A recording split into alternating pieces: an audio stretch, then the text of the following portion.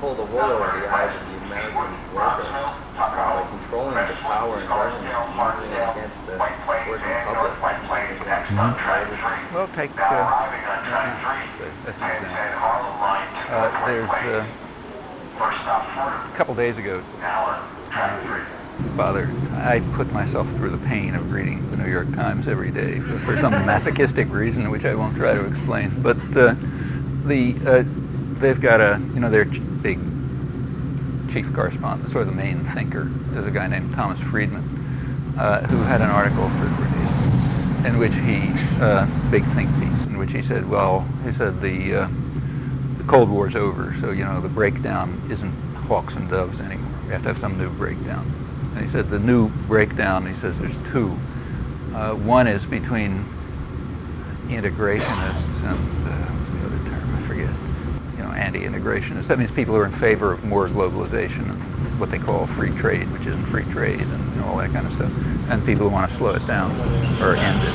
That's one break. And the other is between people who are in favor of a safety net and those who think that everybody ought to, be on your own and get what you can.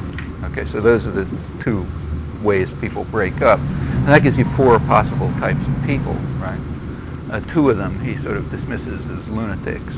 So there's the Zapatistas and Ross Perot. They fit into two of those boxes.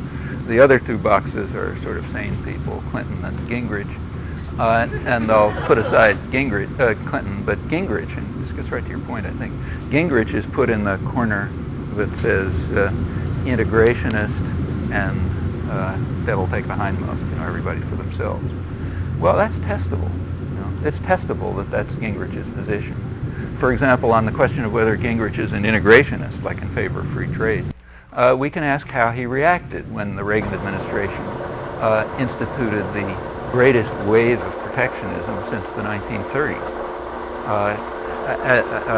That's just straight protectionism, alongside a huge increase in public subsidies to private power, to industry, along with, say, the biggest nationalization in American history to take over the Continental Illinois Bank.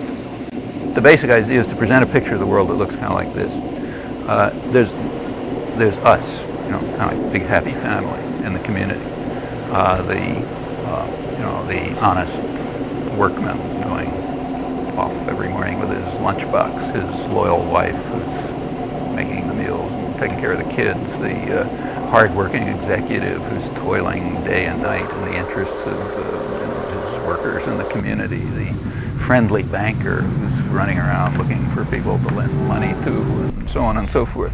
That's us, and we're all in harmony. Harmony was a big word. We're in harmony, we're all together. It's Americanism. You might take a look at that word Americanism. It's an unusual term. 1:53 p.m. My name is Pete. I'm returning your call. My name is Pete. The guy who dropped the phone on the Harlem platform. I did get it from the Metro North employee, so no worries. Thank you very much for returning it. I appreciate it. Have a good one. End of message.